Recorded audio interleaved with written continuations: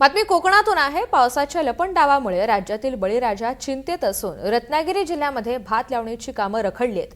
जिल्ह्यामध्ये 35% भात लावणी झालेली आहे। पाऊस नसल्यामुळे भात लावणी केलेल्या शेतीला भेगा पडल्यात।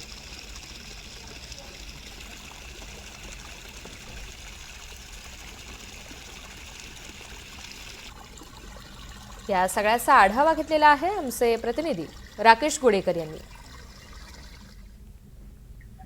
रत्नागिरी जिल्ह्यात सध्या पावसाचा लपंडाव सुरू आहे। गेल्या 4 ते 5 दिवसांपासून संपूर्ण कोकणात जो आहे तो पाऊस गायब झालेला आहे, त्यामुळे बळीराजा संकटात सापडलेला आहे।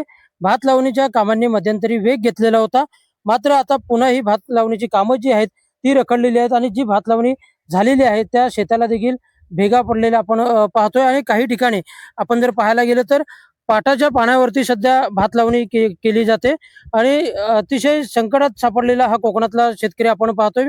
मिळेल त्या ठिकाणी पाणी असेल ते त्याचा वापर करून सध्या शेती केली जाते। रत्नागिरी जिल्ह्याचा जर आपण विचार केला तर जिल्ह्यात आतापर्यंत फक्त 35% एवढ्याच भात लावण्या झालेल्या आहेत।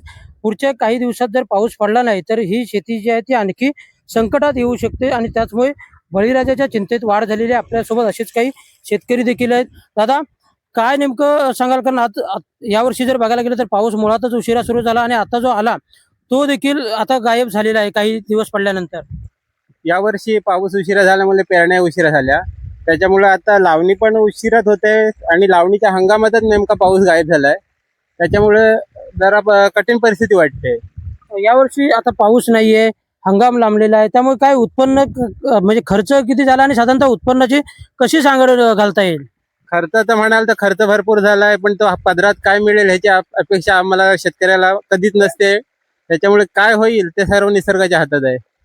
आतापर्यंत अशी वेळ आली होती का? कारण यावर्षी आपण पाहिलं तर आवनं जी आपण भात लावण्यासाठी काढतो ती देखील अगदी सुकी पद्धतीने काढली जातात आणि पाटाच्या पाण्यावरती तुम्ही आता सध्या हे जे काय आहे ते शेत लावण्यासाठी प्रयत्न करताय। नक्कीच आता वातावरण आपण भात कापणीला असतं त्याच प्रकारचं आहे आणि हे पाटाचं पाणी सुद्धा 1-2 दिवसच राहणार आहे। यापुढे कसं लावणी करायची हा मोठा चिंतेचा विषय आहे। निश्चितच जर आपण पाहायला गेलं तर पुढच्या काही दिवसात जर पाऊस पडला नाही तर बळीराजाच्या चिंतेत आणखी वाढ होणार आहे। कारण आधीच यावर्षी पावसाचा हंगाम जो आहे तो उशिरा सुरू झाला होता, त्यामुळे शेती कामांना देखील उशीर झालेला होता आणि त्यात आता पाऊस लांबलेला आहे आणि त्यामुळे जी पाटाचं काही ठिकाणी पाणी आहे त्या ठिकाणी भात लावणी सुरू आहे, मात्र ते देखील पाणी 2 दिवसात पुन्हा जाईल, कारण पाऊस पडला नाही पडला नाही तर त्यामुळे पुन्हा एकदा आपण जर पाहायला गेलं तर बळीराजाच्या चिंतेत वाढ झालेली पाहायला मिळते। राकेश गोडेकर, NDTV मराठी, रत्नागिरी।